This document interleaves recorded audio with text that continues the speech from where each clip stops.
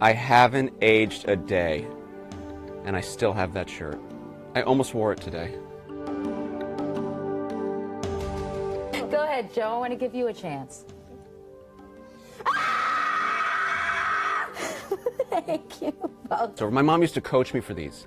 She used to like write down potential questions, and so that because I was like so shy and like just was like so nervous about doing them that she had to like really coach me to make sure that like I didn't make a complete fool of myself. She had moderate success. Hey, look at this! Wait, hey, watch! Hey, come on, watch this! When I first read the script, I was scared to death. It just seemed like, you know, incredibly intense and really fun, and my imagination just ran completely wild. I was really looking forward to seeing these dinosaurs. I remember that for the first couple weeks or about a month that we didn't do any scenes with the dinosaurs, and I was just like dying to see them. And the first one I saw was the Triceratops laying there when he's sick. And just like couldn't believe my eyes at how incredibly lifelike it was. Stan Winston, just such a genius. And to this day, I feel like, you know, the animatronics, you know, with the computer-generated CGI elements, that the way they were married in that movie stands the test of time. And I don't know that I've seen a film even since then that has really understood how you need both of those elements together to trick your eye into believing that everything is really there. The thing about climbing is you never look down. This is impossible. So, How am I gonna do this? I'm gonna help you with the footing. My favorite scenes to shoot. I really had no fear of heights as a kid, so I loved anything that involved climbing. So probably my two favorite scenes were when I'm climbing down the tree and the car is supposed to fall on top of us, and the electric fence scene, which again is supposed to be this thing where he's afraid of heights, and actually the day on set I climbed up faster than anybody and scared the entire crew, and it was like a scene where a firefighter's telling you to jump and he's like, you know, just like, hold on, we're coming to get you, don't move, and I was like totally fine, but it was just amazing like how, you know, I had to pretend like I was so afraid, and all I wanted to do was like basically do somersaults over the thing. Timmy, what is it? It's a velociraptor. The most intense scene for me to shoot, I think, was the kitchen scene. Just because you kind of dealt with everything there. You dealt with raptors that were controlled by 20 people that were hiding behind the counter, like including just like, you know, one eye. Like someone literally had like taped on their little mechanism, just like eyelashes. And that was all they controlled, is just that small piece of the dinosaur. And so you had all these people lined up for that. You also, in that time, had people in, you know, raptor suits. You had raptors that were on wheels.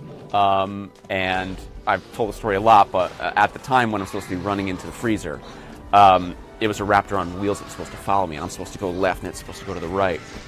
We did a bunch of takes, and one time I went left, and I sort of turned around to look up and see the raptor, you know, turning the same way as me. And its claw, which was metal, hit me in the head because I was that height. And I like fell down. I was a little bit dazed. Also, it was my birthday. I turned 9 years old, and so Steven, after checking that I was okay, said, I think this is the perfect time for this, and had the entire crew sing happy birthday to me. Jeff and Laura were unbelievable. The entire cast of that was so warm and friendly to us kids. You know, we never felt like outsiders, or we never felt like condescended to. We felt like part of the gang. I really remember this great moment where, you know, at the end of the movie, we're all in the helicopter together. And that took a while to shoot. It was in front of like a blue screen at the time. And so Jeff just started developing these little skits that he wanted us to perform for Steven. And we had like, and so like I remember one of them was just like, hey, I'm gonna tell you that like you know, we're all the way up in the air, and like, oh, the people, they look like ants down there, and you're gonna say to me, those are ants, you idiot, we haven't taken off yet. And so he would just like develop things like that to just like keep us like having a good time, even though we were cramped in this little space, keep us occupied, keep us fresh. It was just like a really just warm and sort of fun atmosphere whenever Jeff was around. It was awesome. These are herbivores. That means they only eat vegetables, but for you, I think they make an exception. Well, I hate the other. My favorite part about Tim Murphy was probably that he was a little bit of a wise guy. I really liked sort of, you know, I have an older sister, and so it was sort of fun to like, you know, tease and poke and prod, you know, Ariana the way I would like my own sister.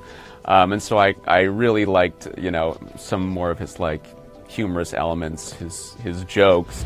They're flocking this way. You know, they're flocking this way, all these things. I just thought it was really fun to be able to, I don't know, have sort of a big personality. Fans recognize me from Jurassic Park to this day. What do you call a blind dinosaur? I don't know. What do you call a blind dinosaur? Do you think he saw us?